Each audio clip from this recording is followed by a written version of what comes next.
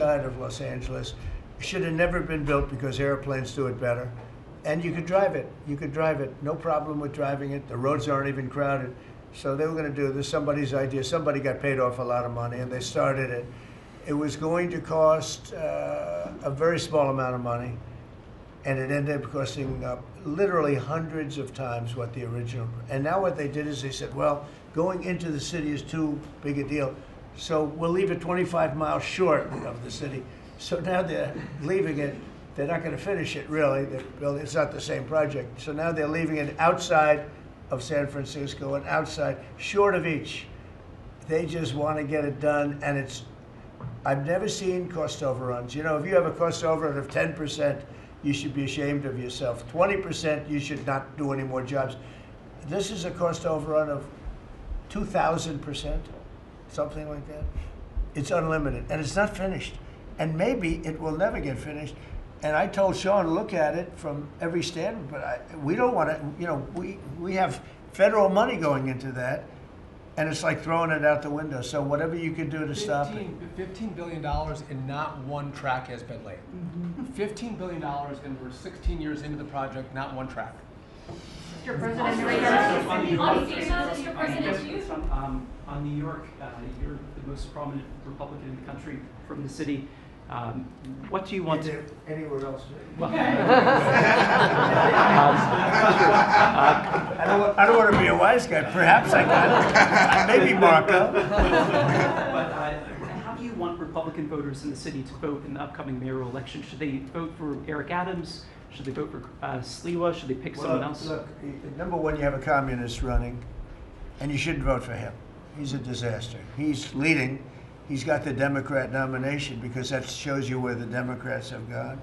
He actually wants to take over the grocery stores of John Catsimatidis, who's a great guy, a rich guy, grocer, does a good job, wants to take over. He actually called me the other day. He's concerned his stores are going to be taken from him, and they won't be run like John runs them. Believe me, he runs a good operation. But he actually said he wants to run his own grocery stores. No, this is a man who's not very capable, in my opinion, other than he's got a good line of bullshit, and he's convinced them to go with him. Now, as you know, Cuomo, who does have capability, is running, but he got knocked out, and now they're running as, you have Eric Adams, the current mayor, you have Cuomo, and you have Curtis Sliwa. And Curtis runs every 4 years. He seems to be a fixture on the running scale. But you know, it's I'm not getting involved.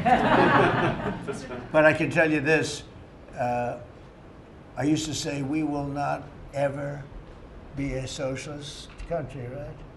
Well, I'll say it again: we're not going to have.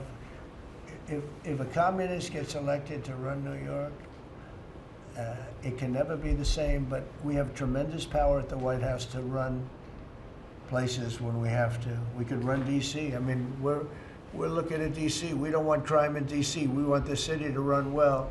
Susie Wiles is working very closely with the mayor, and they're doing all right. I mean, in the sense that we would run it so good, it would be run so proper. We'd get the best person to run it. The crime would be down to a minimal, would be much less. And you know, we're thinking about doing it. To be honest with you, we want a capital that's run flawlessly, and it wouldn't be hard for us to do it.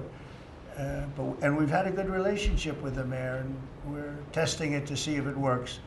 But New York City will run properly. We're going to bring New York back. I love New York. You know, I loved New York for a long time. Then we had a bunch of crooked people in there. You have an attorney general who's a total stone cold crook, New York State, Letitia James, a total crook. All they do is want to go after political opponents. They do what's ever expeditious for them. She's the one that took out Cuomo because she wanted to run for governor, and then she ended up getting 1% of the vote. She polled at 1%. She dropped out, went back to attorney general. You have a lot of crooked things going on in New York. We're going to straighten out New York. Maybe we're going to have to straighten it out from Washington. But when I see a communist who has actually gotten a Democrat, pretty much gotten a Democrat nomination, they also went to that new form of voting, which is a beauty. You go in there in third place, you come out in first.